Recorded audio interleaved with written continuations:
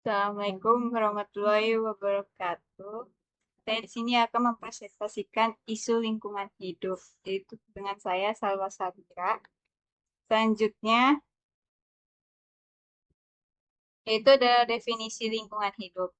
Definisi lingkungan hidup adalah kesatuan ruang, arti adalah lingkungan hidup sebagai suatu wadah yang meliputi ruang darat, ruang laut, dan ruang udara, termasuk di dalam bumi. Jadi ruang dalam dan ruang lingkup hidup adalah segala ruang yang termasuk dalam lingkungan atmosfer bumi.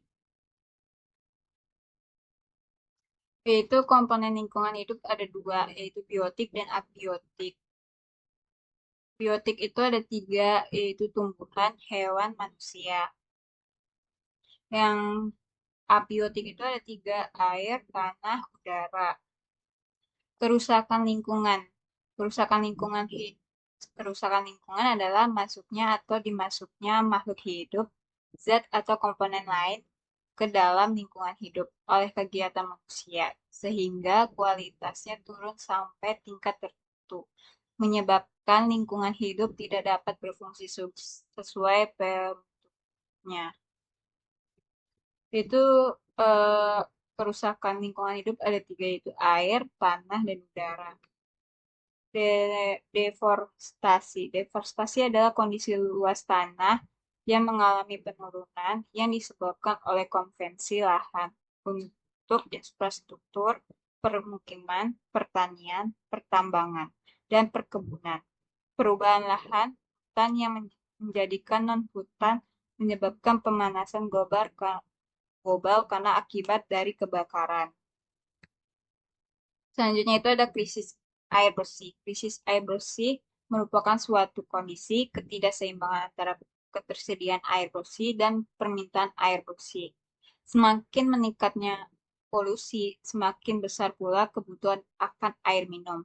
Selain itu, krisis air merupakan masalah lingkungan yang dialami oleh banyak negara termasuk Indonesia. Sampah dan limbah plastik. Limbah plastik adalah salah satu jenis sampah khususnya dari bahan plastik, misalnya kantong kresek, botol minum, sedotan plastik, kemasan makanan, dan sebagainya. Sampah adalah semua sisa aktivitas manusia yang sudah tidak digunakan lagi dan dibuang. Bisa berupa sisa makanan, kertas, bekas, botol kosong, dan lain-lain. Degrasi tanah adalah penurunan kualitas tanah secara fisik, kimia, atau biologi, sehingga tanah jadi kurang subur dan bahkan tidak bisa mendukung kehidupan tanaman lagi. Menyebab Penyebabnya bisa macam-macam, erosi air atau angin, penggunaan pupuk kimia, berlebihan pencemaran dan penebangan hutan, dan lain-lain. Dampak Ini ada dampak kerusakan lingkungan, dampak krisis air, dan sebagainya. Dampak kerusakan lingkungan itu ada 5, yaitu kehilangan habitat flora dan fauna, penurunan kualitas udara, air, dan tanah, meningkatnya bencana alam seperti banjir, tanah longsor, dan kekeringan, pemanasan global dan perubahan iklim makin parah, penurunan kesehatan manusia karena polusi, yaitu krisis air bersih, sulitnya akses air minum yang aman, penyebaran penyakit akibat air tercemar seperti diare, dan lain-lain, gangguan pada sektor pertanian dan industri, konflik antara komunitas yang merebut sumber air, kerusakan ekosistem air tawar seperti sungai, danau, dan lain-lain. Deforestasi atau penembangan hutan liar, kehilangan keanekaragaman hayati seperti hewan dan tumbuhan punah, gangguan iklim lokal dan global seperti hujan berkurang, suhu meningkat, erosi tanah erosi tanah parah menyebabkan tanah tandus, peningkatan karbon di atmosfer seperti hutan itu menyerapkan karbon dan lain-lain, kehilangan sumber ekonomi masyarakat, adat, dan lokal.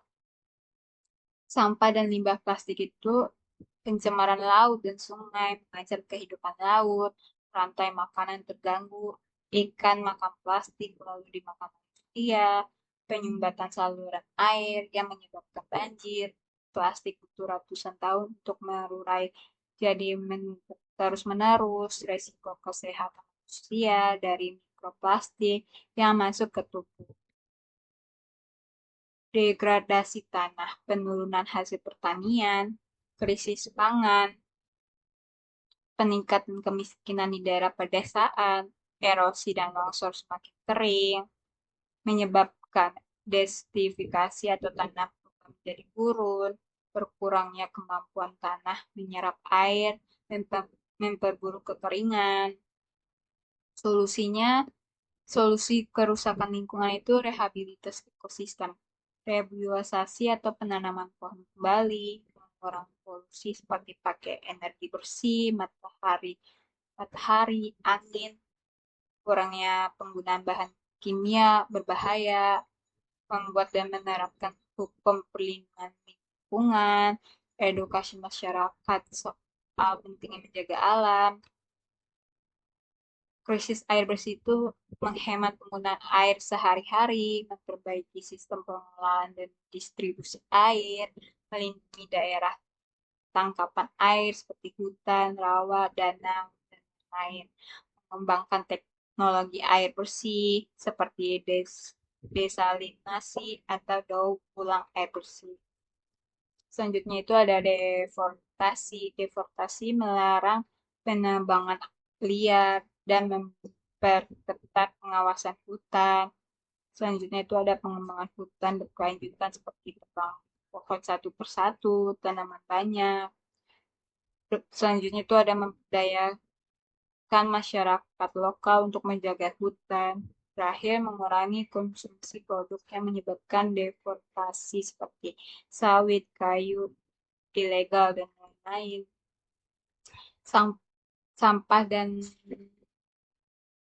limbah plastik, mengurangi penggunaan plastik sekali pakai, mendorong daur ulang untuk bahan ramah lingkungan, mengadakan program bank sampah dan kampanye kebersihan, memperlakukan regulasi ketat pada industri untuk mengurangi produksi limbah plastik. Dengan solusi untuk degradasi tanah itu ada menanam pohon dan vegetasi untuk mengikat tanah, menerapkan pertanian berkelanjutan seperti rotasi tanaman, pupuk organik, dan lain-lain. Mencegah menggunakan pestisida berlebihan, mengelola air secara baik, mencegah erosi. Sekian, terima kasih. Wassalamualaikum warahmatullahi wabarakatuh.